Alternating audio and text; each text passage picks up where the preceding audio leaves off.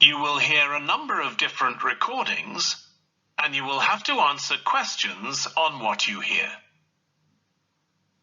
There will be time for you to read the instructions and questions, and you will have a chance to check your work. All the recordings will be played once only. The test is in 4 sections. At the end of the test, you will be given 10 minutes to transfer your answers to an answer sheet. Now turn to section 1.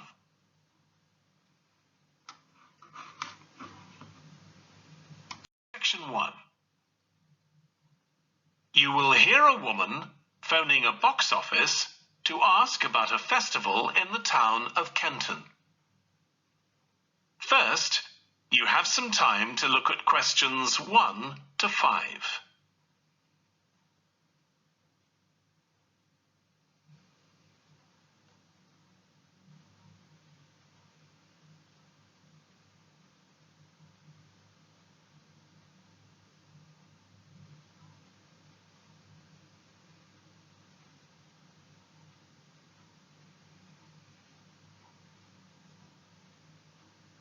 You will see that there is an example that has been done for you. On this occasion only, the conversation relating to this will be played first. Good morning, Kenton Festival Box Office. How can I help you? Oh, good morning. I'm coming to Kenton for a few days holiday next month, and a friend told me there's a festival. She gave me this number to find out about it.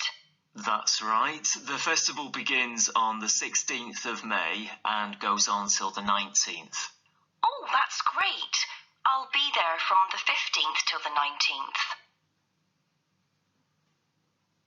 The festival starts on the 16th of May, so 16th has been written in the space. Now we shall begin. You should answer the questions as you listen, because you will not hear the recording a second time. Listen carefully and answer questions 1 to 5. Good morning, Kenton Festival Box Office. How can I help you? Oh, good morning. I'm coming to Kenton for a few days holiday next month, and a friend told me there's a festival. She gave me this number to find out about it. That's right. The festival begins on the 16th of May and goes on till the 19th. Oh, that's great. I'll be there from the 15th till the 19th. So, could you tell me the program, please? Well, on the first day, there's the opening ceremony in the town centre. People start gathering around 2 o'clock to get a good place to see from. And the events will start at 2:45 and finish about 5:30. Okay, thanks. I'll make sure I get there early to get a good spot. The festival will be officially opened by the mayor. He'll just speak for a few minutes, welcoming everyone to the festival. All the town councillors will be there, and, of course, lots of other people. Right. Then there'll be a performance by a band. Most years we have a children's choir, but this year the local army cadets offered to perform, and they're very good. Uh-huh. After that, a community group from the town will perform a play they've written themselves, just a short one. It's about Helen Tungate. I don't know if you've heard of her. I certainly have. She was a scientist years ago. That's right. She was born in Kenton exactly 100 years ago, so we're celebrating her centenary. I'm a biologist, so I've always been interested in her. I didn't realise she came from Kenton. Yes. Well, all that will take place in the afternoon, and later, as the sun sets, there'll be a firework display. You should go to the park to watch, as you'll get the best view from there. And the display takes place on the opposite side of the river. It's always one of the most popular events in the festival. Sounds great. Before you hear the rest of the conversation, you have some time to look at questions 6 to 10.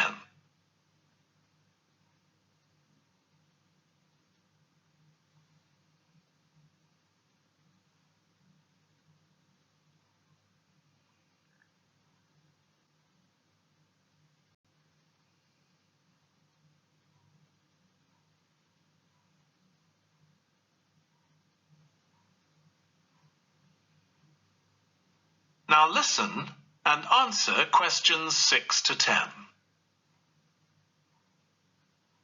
And what's happening on the other days? There are several events that go on the whole time.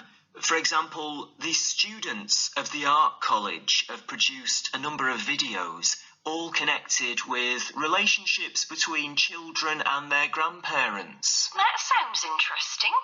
It makes a change from children and parents, doesn't it? Exactly. Because the Art College is in use for classes throughout the festival, the videos are being shown in Handsworth House. How do you spell the name?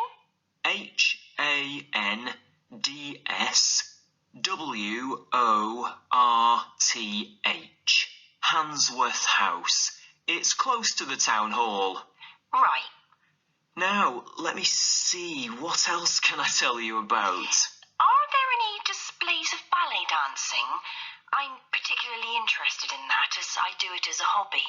There isn't any ballet, I'm afraid, but there'll be a demonstration of traditional dances from all round the country. Oh, that'd be nice. Where's that being held? It's in the market in the town centre. The outdoor one, not the covered market. And it's on at 2 and 5 every afternoon of the festival, apart from the first day. Lovely. I'm interested in all kinds of dancing, so I'm sure I'll enjoy that. I'm sure you will. And I'd really like to go to some concerts, if there are any. Yes, there are several. 3 performed by professionals and 1 by local children. And where is it being held? It's in the library, which is in Park Street. On the 18th at 6:30 in the evening. I presume I'll need tickets for that.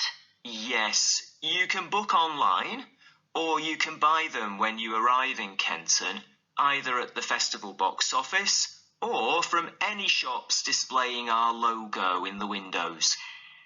Well, I think that'll keep me busy for the whole of my stay in Kenton. Thank you so much for all your help. You're welcome. I hope you enjoy your stay. Thank you. Goodbye.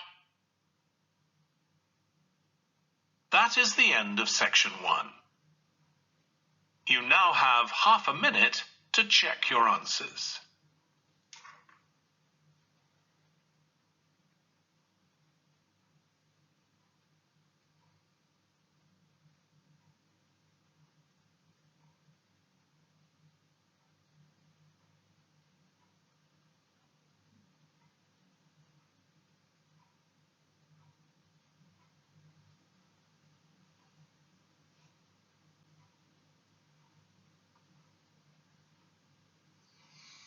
Now turn to section 2.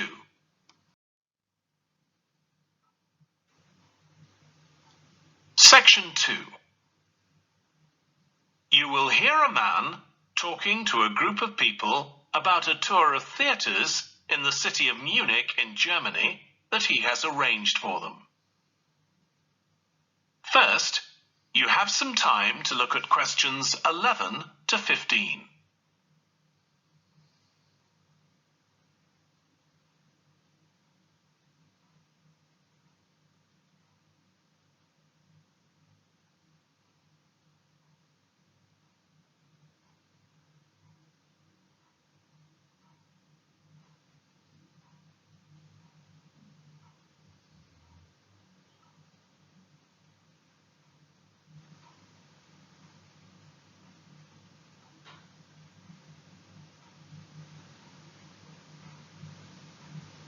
Now listen carefully and answer questions 11 to 15.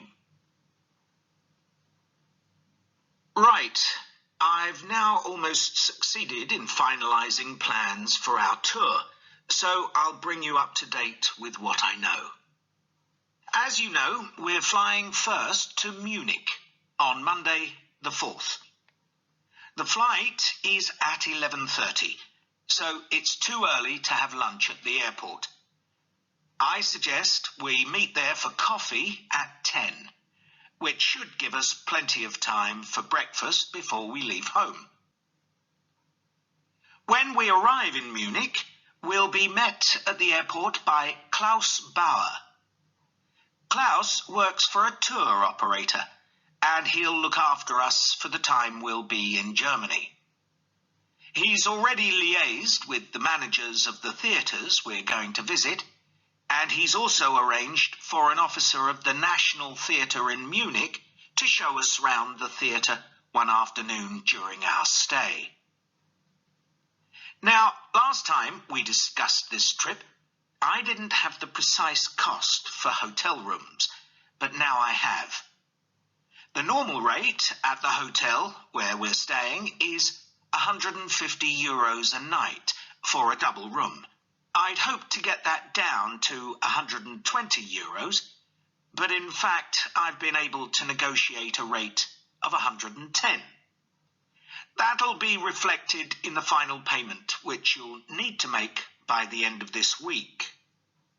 On Tuesday, the day after our arrival, I had hoped we could sit in on a rehearsal at one of the theatres, but unfortunately that's proved very difficult to arrange. So instead, we'll have a coach trip to one of the amazing castles in the mountains south of Munich. On Tuesday evening, we'll all have dinner together in a restaurant near our hotel. From talking to you all about your preferences, it was clear that a typical local restaurant would be too meat-oriented for some of you. Some of you suggested an Italian restaurant, but I must confess that I decided to book a Lebanese one, as we have plenty of opportunities to go to an Italian restaurant at home. On Wednesday afternoon, the director of the play we're going to see that evening will talk to us at the theatre. She'll describe the whole process of producing a play, including how she chose the actors, and, as the play we're going to see is a modern one, how she worked with the playwright. Before you hear the rest of the talk, you have some time to look at questions 16 to 20.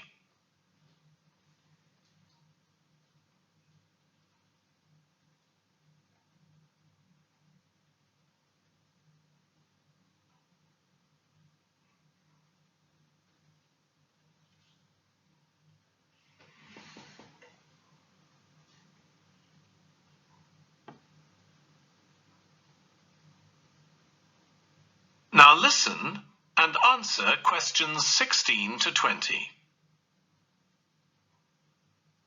Right. Now I'd just like to make a few points about the plays we're going to see, partly because it might influence your choice of clothes to take with you. The play we're seeing on Wednesday evening is a modern one, and we're going to the premiere, so it'll be quite a dressy occasion, though of course you don't have to dress formally. I gather it's rather a multimedia production with amazing lighting effects and a soundtrack of electronic music, though unfortunately the playwright is ill and is unlikely to be able to attend. On Thursday, we're seeing a play that was first performed last year, when it was commissioned to mark 100 years since the birth in the town of a well-known scientist. We're going to see a revival of that production, which aroused a lot of interest. Friday's play will really make you think hard about what clothes to pack, as it'll be in the garden of a palace. It's a beautiful setting, but I'd better warn you, there won't be much protection from the wind, On Saturday, we're going by coach to a theatre in another town, not far from Munich.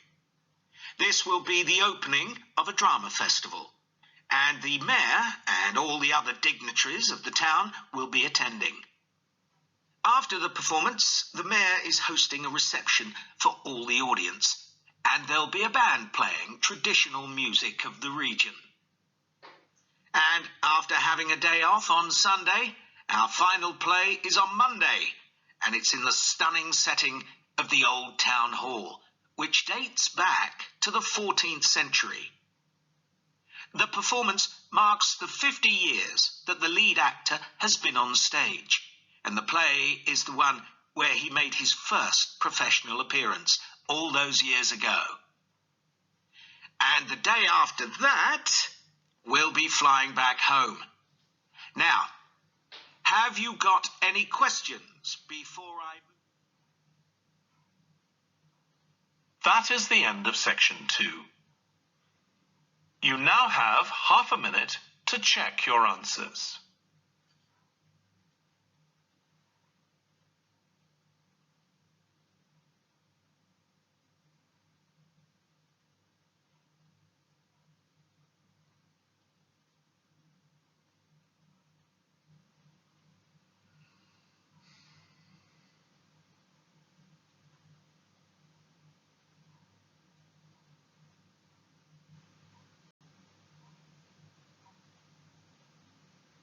Now turn to section 3.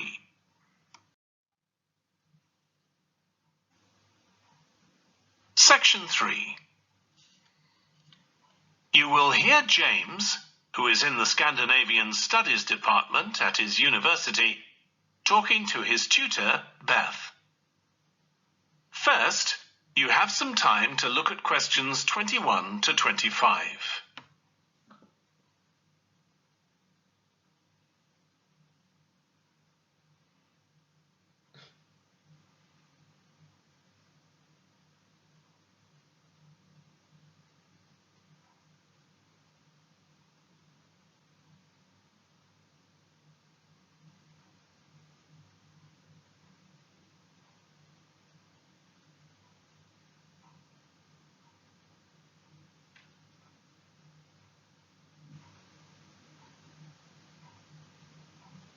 Now listen carefully and answer questions 21 to 25.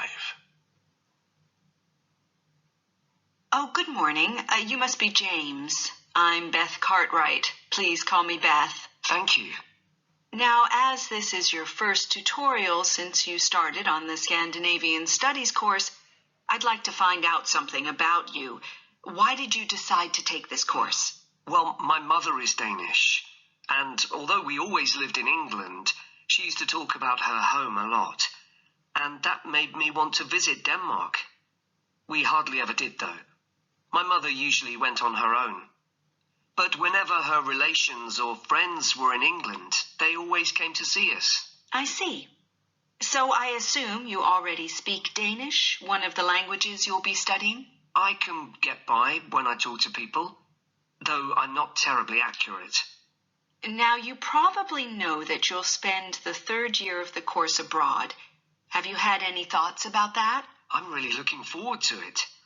And although Denmark seems the obvious place to go because of my family connections, I'd love to spend the time in Iceland. Oh, I'm sure it can be arranged. Do you have any plans for when you graduate? A lot of students go on to take a master's degree. I think the 4 years of the undergraduate course will be enough for me. I'm interested in journalism, and I quite like the idea of moving to Scandinavia and writing for magazines. I'd find that more creative than translating, which I suppose most graduates do. Okay. Now, how are you finding the courses you're taking this term, James? Well, I'm really enjoying the one on Swedish cinema. That'll continue next term. But the one on Scandinavian literature that's running at the moment will be replaced by more specialized courses. Oh, and by the way, if you're interested in watching Danish television programs, there's going to be a course on that the term after next. That sounds good. Have you started thinking about the literature paper that you have to write in the next few weeks? Yes, my first choice would be to do something on the Icelandic sagas.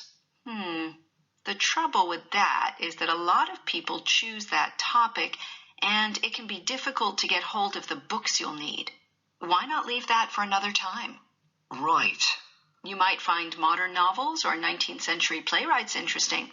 I've read or seen several plays in translation, so that would be a good idea. Fine. I'll put you down for that topic. Right. So what would you advise me to aim at in the paper? First, I suggest you avoid taking one writer and going into a great deal of detail. That approach certainly has its place, but I think you first need to get an understanding of the literature in the context of the society in which it was produced, who it was written for, how it was published, and so on. I also think that's more fruitful than placing it within the history of the genre. Okay, that sounds reasonable. Before you hear the rest of the discussion, you have some time to look at questions 26 to 30.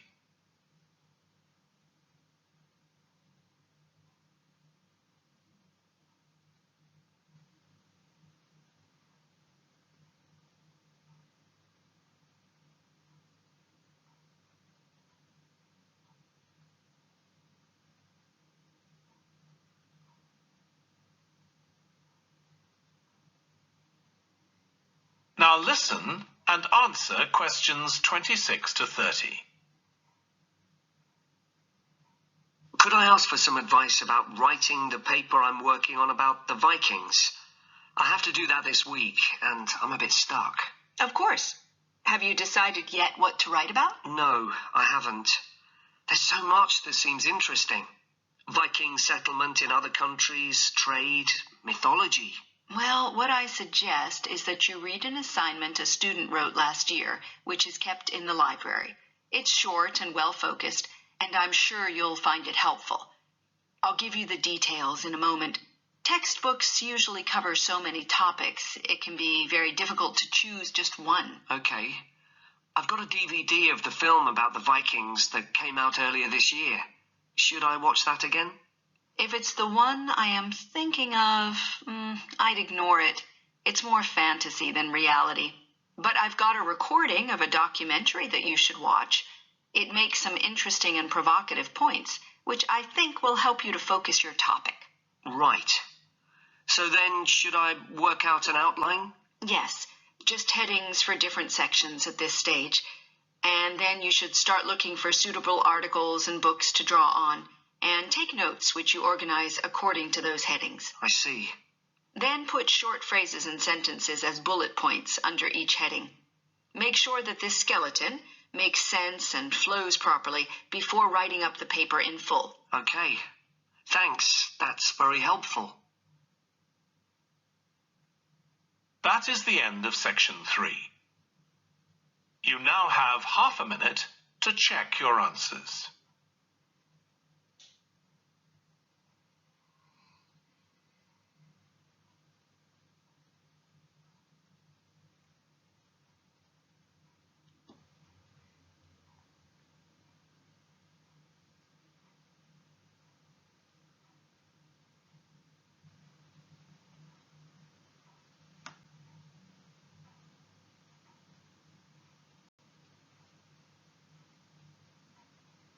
Now turn to section 4.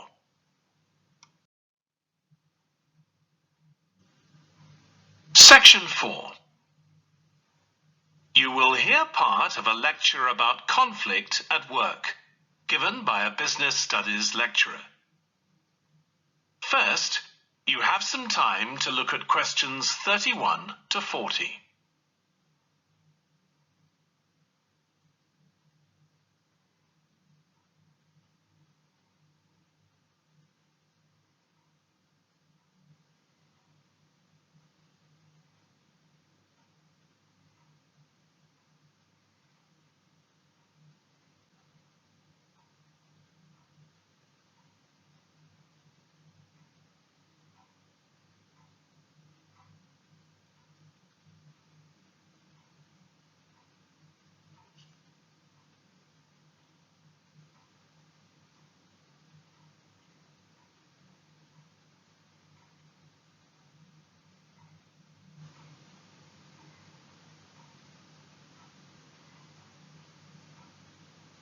Now listen carefully and answer questions 31 to 40. Over the years, attitudes towards workers have changed considerably. After all, there was a time when workers had no rights at all and laboured in appalling conditions.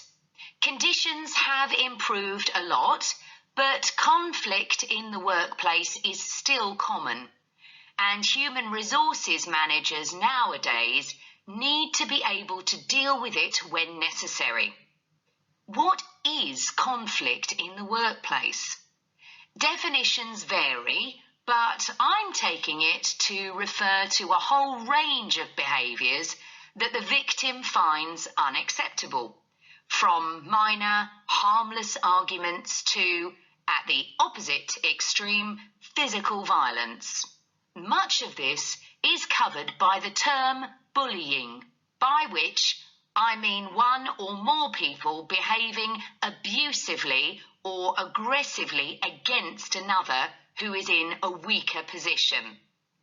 Although all behaviour like this is a form of conflict, not all conflict can be described in these terms.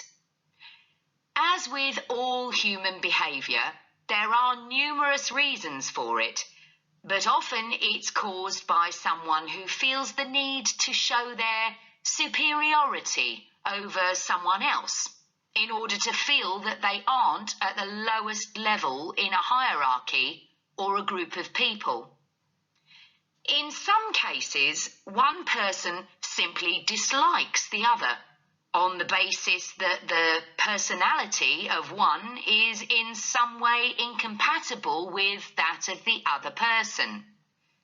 A general habit of optimism in one person could make them intolerant of a colleague who's constantly pessimistic. Not that that justifies treating them badly, of course. Some conflicts arise when people are more interested in promoting themselves and their team than in the company as a whole. These conflicts are called structural and could come about, for example, when a sales team believe they are the only people in the business who do any useful work and look down on behind-the-scenes administrators. Conflict obviously affects the individuals concerned. The situation is likely to be very stressful for victims, resulting in their absence from work, possibly for months. For the company, if no effort is made to deal with conflict, it can spiral out of control and even lead to the breakdown of the business. Some interesting work with chief executives, CEOs, has uncovered some of the reasons why they may treat colleagues badly. Many CEOs combine two opposing characteristics: confidence, that is, the belief that they're capable of great achievements, with a high level of anxiety, a fear of missing targets, whether set by themselves or by the directors of the company. This combination can make them respond badly to anyone who questions their decisions. In a high-pressure work environment, such characteristics become problematic, and it's particularly difficult to tackle the situation where colleagues, managers, and board members are all trying to achieve their own visions. When they can't agree on strategic issues and on where they see the business going, there are real problems. For managers at lower levels within the organisation, it might seem that an autocratic form of management, where the chief executive gives orders and everyone else has to obey, would see more conflict than others. Interestingly, though, a company with a more democratic business model can suffer more when uncertainty about who to report to leads to conflicting demands. Now I'll say a little about dealing with the type of conflict that has harmful effects. Of course, the ideal is to prevent it arising in the first place. A good manager at any level will make efforts to earn the respect of the people they work with, particularly those who report to them. That will involve politeness in all communications and treating them as equals who happen to have a different role within the organisation. Sometimes, of course, conflict does occur and can get out of hand. In such cases, the Human Resources Department often gets involved. However, if one of the parties in a conflict sees human resources as simply a mouthpiece for the chief executive, then an external mediator might be able to help. By talking to both sides and trying to find the truth of what's been happening, they can build a clear picture of the situation and give feedback that both sides will accept, precisely because they're independent. That is the end of section 4. You now have half a minute to check your answers.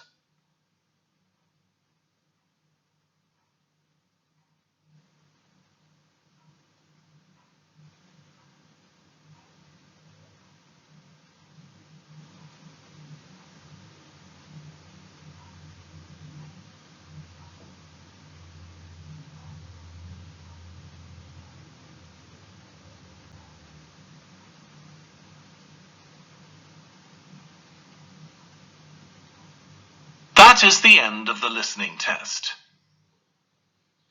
In the IELTS test, you would now have 10 minutes to transfer your answers to the answer sheet.